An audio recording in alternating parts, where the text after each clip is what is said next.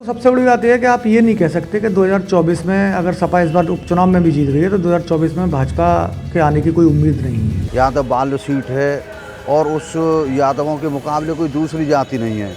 यादवों को पिछड़ा वर्ग के अलावा अनुसूचित जाति और उच्च वर्ग का भी समर्थन मिल जाता है, इसलिए सपा 2024 में फिर यहाँ से जीत बोल सकती है। नए साल ने दस्तक दे दी है। साल 2022 में विधानसभा चुनाव की धमक रही, तब 23 में चर्चा होगी 2024 की।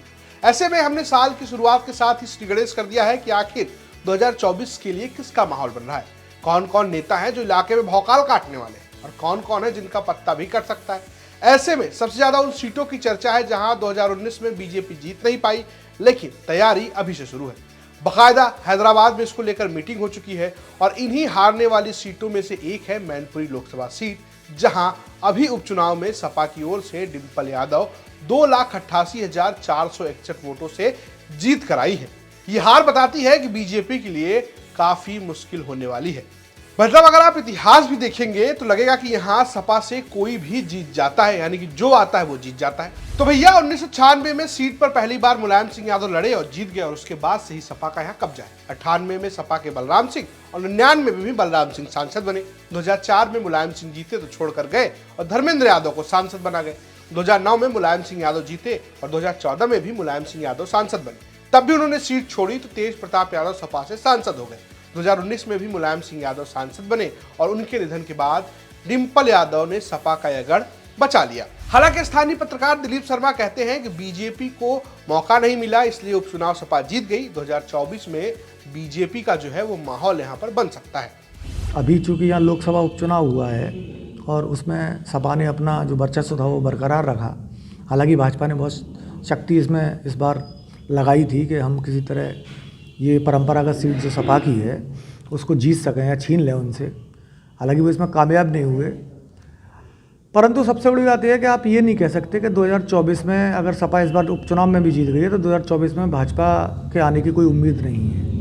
अब भाजपा के पास करीब 1.5 वर्ष का पूरा समय है और उसमें वो रणनीति को अमल में लाएगी जो मैनपुरी के साथ बाकी 19 सीटों पर भी अमल में लाई जाएगी, जहां पर भाजपा 2019 में नहीं जीती थी। लेकिन पत्रकार श्रवण कुमार शर्मा कहते हैं कि भैया जो जाति वाला गड़ा गणित है ना, वो ऐसा है कि बीजेपी की दाल यहाँ नहीं गलने वाली।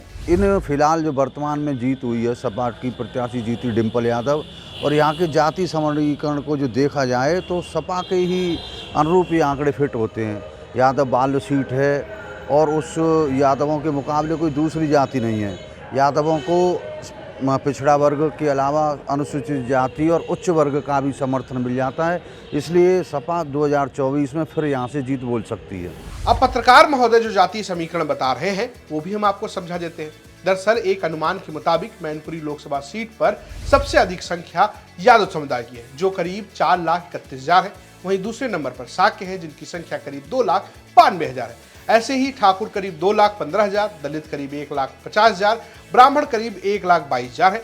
इस सीट पर लोधी, वैश्य, मुस्लिम, बघेल की भी ठीक ठाक संख्या है। तो ऐसे में जब Yadav plus other OBC plus Muslim का गठजोड़ बनता है तो सपा आसानी से जीत जाती है। यहाँ तक कि 2022 चुनाव में 5 विधानसभा सीट जसवंत नगर, करहल और किसनी में सपा जीती, तो वहीं इटावा, सदर और भोगांव में बीजेपी जीत हासिल की, यानी कि उसे कब्जे में रहा। 3/2 का खेल रहा है यहाँ पर।